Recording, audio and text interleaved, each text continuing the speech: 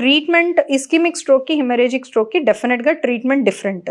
Ischaemic stroke అనేది రక్తం గడ్డగట్టి వస్తుంది కాబట్టి మనము థ్రాంబోలైసిస్ అంటే ఆ రక్తం క్లాట్ని తీయడానికి తోడ్పడే ట్రీట్మెంట్ ఏదైనా ఎమర్జెన్సీ ఇంజెక్షన్ కానీ, థ్రాంబెక్టమీ కానీ, రక్త పల్చ చేసే మందులు కానీ ఇస్కిమిక్ స్ట్రోక్లో ఉంటుంది. దీనిలో ఇస్కిమిక్ స్ట్రోక్లో విండో పీరియడ్ ఏదైతే 3 నుంచి 4.5 గంటల లోపు హాస్పిటల్కి చేరితే ఇస్కిమిక్ స్ట్రోక్లో ఈ క్లాట్ కరగడంకి సహకరించే ఇంజెక్షన్ అనేది ఇస్కిమిక్ స్ట్రోక్లో ఇస్తాం. అండ్ థ్రాంబెక్టమీ ఏదైతే ఇంటర్వెన్షనల్ ప్రొసీజర్ చేసి ఆ క్లాట్ని తీస్తామో అది కూడా ఇస్కిమిక్ స్ట్రోక్లో చేస్తాం.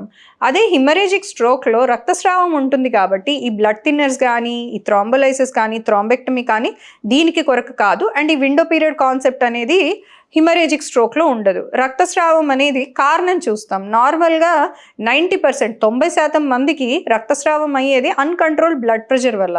చాలా హైగా బ్లడ్ ప్రెషర్ పోయినప్పుడు సడన్గా రక్తనాళాలు చితుకుతాయి. సో ఈ కేసెస్లో మంచి కంట్రోల్ ఆఫ్ బ్లడ్ ప్రెషర్ చేసి కొన్ని బ్రెయిన్కి ఇంప్రూవ్మెంట్ చేసే మందులు, బ్రెయిన్లో ప్రెషర్ తగ్గించే మందులు ట్రీట్మెంట్ హిమరేజిక్ స్ట్రోక్కి చేస్తాం.